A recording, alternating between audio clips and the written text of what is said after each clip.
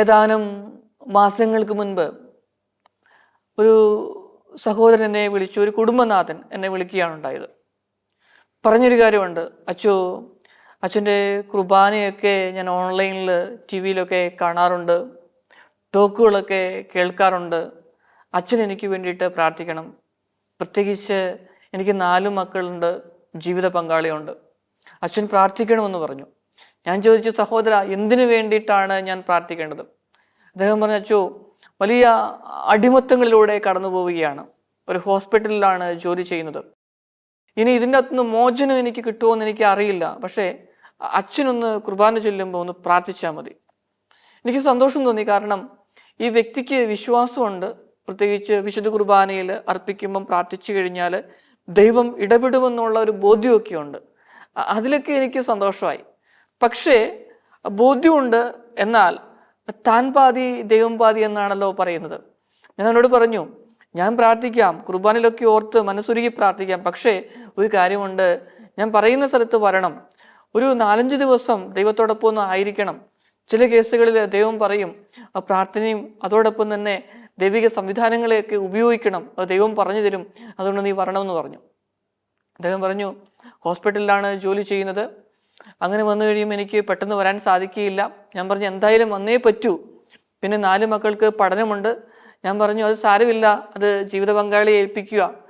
പറഞ്ഞു, അച്ചോ ജീവിത പങ്കാളി ഒറ്റയ്ക്ക് നിന്നിട്ടില്ല എന്ന് പറഞ്ഞു. ഞാൻ പറഞ്ഞു, ഒന്നുകൊണ്ടും വിഷമിക്കേണ്ട ആവശ്യമില്ല, ഒരു നല്ല കാര്യത്തിന് വേണ്ടിയാണല്ലോ വരുന്നത്, അതുകൊണ്ട് ജീവിത പങ്കാളിയും മക്കളും സുഖമായിട്ട് സേഫായിട്ട് അവിടെ ഇരുന്നോളും, ഞാൻ പ്രാർത്ഥിച്ചോളാം എന്ന് പറഞ്ഞു. അങ്ങനെ അദ്ദേഹം നമ്മുടെ ഡിവൈൻ ധ്യാന കേന്ദ്രത്തിൽ ധ്യാനം കൂടുവാനായിട്ട് വരികയാണ്.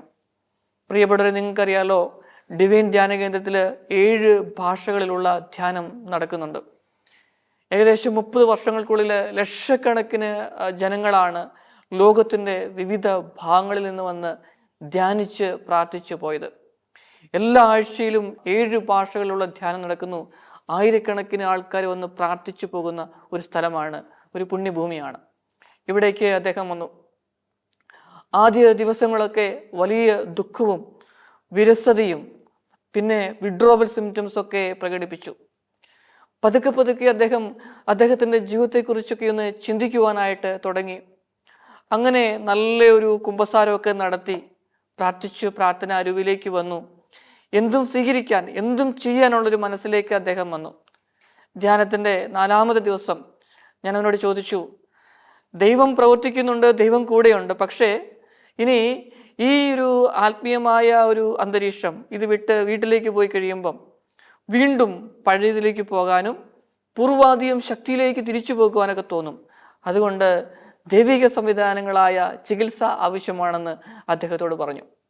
കുറച്ചു നാൾ ചികിത്സയ്ക്ക് വേണ്ടിയിട്ട് മാറണം, കാരണം അത്രമാത്രം ബ്രെയിനെ ഇത് അഫക്റ്റ് ചെയ്തിട്ടുണ്ട്. അദ്ദേഹം അത് സമ്മതിച്ചു. ജീവിത പങ്കാളിയും കുടുംബാംഗങ്ങളെയൊക്കെ അത് അറിയിച്ചു. അങ്ങനെ ഏകദേശം 2.5-3 മാസം അദ്ദേഹം ട്രീറ്റ്മെൻറ്റ് എടുക്കുവാനായിട്ട് തയ്യാറായി. പ്രിയപ്പെട്ടവരെ, അങ്ങനെ ട്രീറ്റ്മെൻറ്റൊക്കെ എടുത്ത് പ്രാർത്ഥനയുടെ അന്തരീക്ഷത്തിൽ നിന്ന് പതുക്കെ ആ മകന് ജീവിതത്തിലേക്ക് പിച്ച വയ്ക്കുകയാണ് ചെയ്തത്.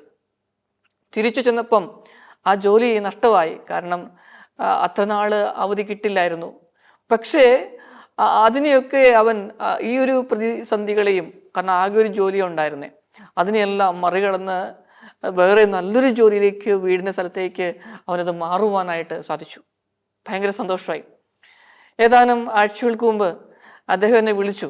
എന്നോട് പറഞ്ഞ ഒരു കാര്യമുണ്ട്, അച്ചു താങ്ക്സ് എന്ന് പറയുന്നില്ല, വലിയ സന്തോഷമാണ്, അച്ഛന് വേണ്ടിയിട്ട് ഞാൻ പ്രാർത്ഥിക്കുന്നുണ്ട്, പ്രത്യേകിച്ച് നിങ്ങളുടെ സെൻറ്ററിന് വേണ്ടിയിട്ട്. കൂട്ടിച്ചേർത്ത ഒരു കാര്യമുണ്ട്, അച്ചു വിവാഹം കഴിഞ്ഞ് ഏകദേശം 10.5 വർഷം കഴിഞ്ഞു. 10.5 വർഷം കഴിഞ്ഞ് ഞാൻ ആദ്യമായ എൻ്റെ ജീവിത പങ്കാളി ഒന്ന് ചിരിച്ച് കാണുന്നത്, ഹൃദയം തുറന്ന് ചിരിച്ച് കാണുന്നത് ഒരു 10.5 വർഷങ്ങൾക്ക് ശേഷമാണ്. അവൻ കൂട്ടിച്ചേർത്തു, അച്ഛനറിയാവോ, എൻ്റെ വിവാഹത്തിൻ്റെ അന്നേ ദിവസം പോലും ഞാൻ വലിയൊരു പ്രയാസത്തിലൂടെയാണ് കടന്നു പോയത്.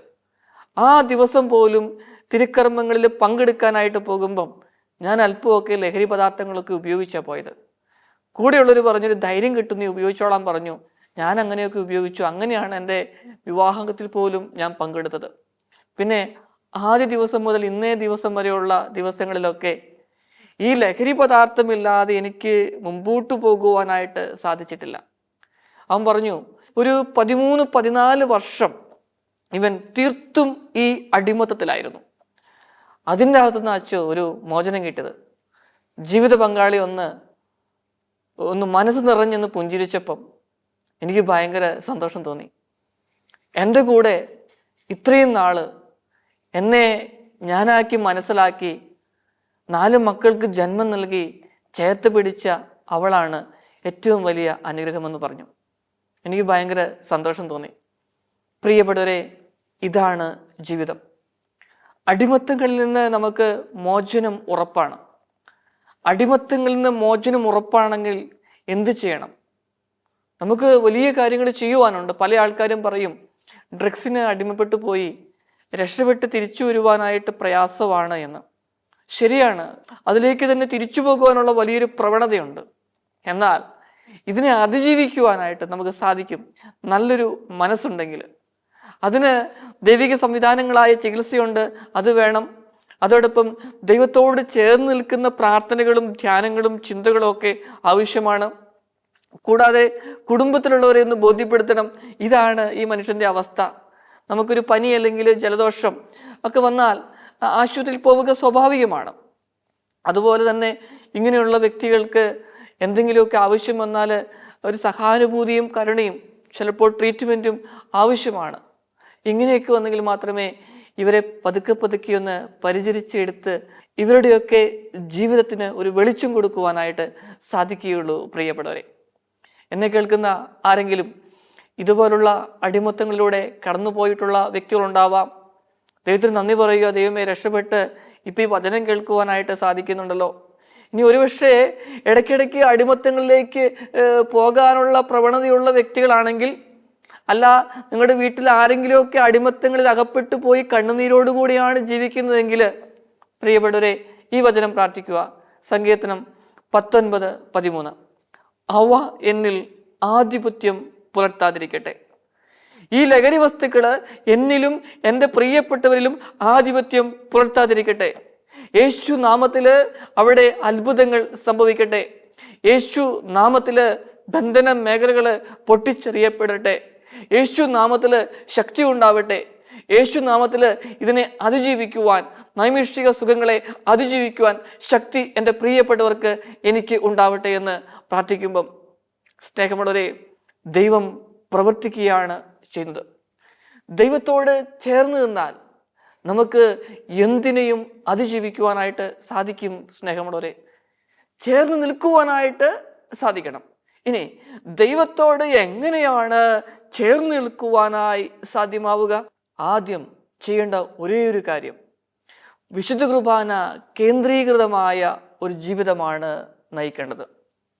ഫ്രാൻസിസ് മാർപ്പാപ്പ അദ്ദേഹത്തിൻ്റെ പല പ്രഭാഷണങ്ങളിലും പറയാറുള്ള ഒരു കാര്യം എന്ന് പറയുന്നത് വിശുദ്ധ കുർബാനയിലേക്ക് തിരിച്ചു പോകണം, അൾത്താരയിലേക്ക് തിരിച്ചു പോകണം. എന്താണ് അൾത്താരയിലേക്ക്, വിശുദ്ധ കുർബാന കേന്ദ്രീകൃതമായ ജീവിതത്തിലേക്ക് തിരിച്ചു പോകണം എന്നതുകൊണ്ട് ഫ്രാൻസിസ് മാർപ്പാപ്പ ഉദ്ദേശിച്ചത്? സ്നേഹമുള്ളവരെ, ഉദ്ദേശിച്ച ഒരേ കാര്യമുണ്ട്. നിശബ്ദമായി ദൈവത്തിൻ്റെ മുൻപിൽ, വിശുദ്ധ കുർബാനയുടെ മുൻപിൽ ഇരുന്ന് പ്രാർത്ഥിക്കുവാനായിട്ട് സാധിക്കണം.